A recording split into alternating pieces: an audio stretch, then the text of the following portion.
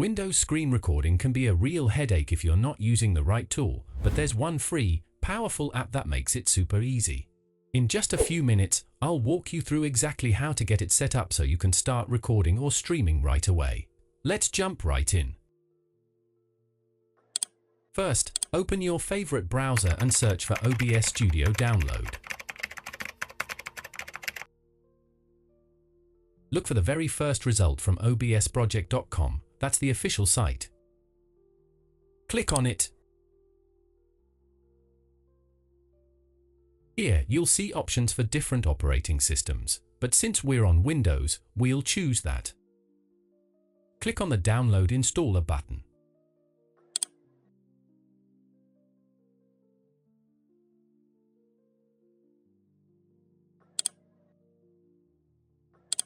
The download will start, just wait patiently for it to finish.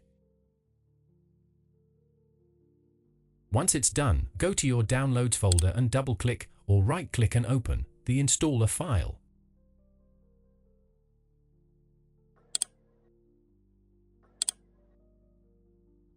The OBS Studio setup window will appear. Click Next, then click Next again. You'll see the destination folder where OBS will be installed. No need to change it unless you want to. Click Install. The installation will begin, and when it's done, you'll notice the OBS Studio shortcut on your desktop.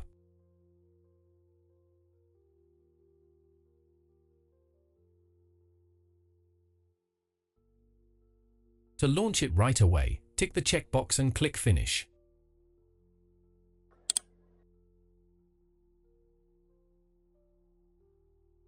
You'll see the auto configuration wizard. If you're planning to stream, choose the first option. But if, like me, recording is your main goal, choose the second one. Click Next. Here, you can adjust the camera's resolution and FPS, but I'm fine with the default settings, so I'll just click Next again. Finally, click Apply Settings.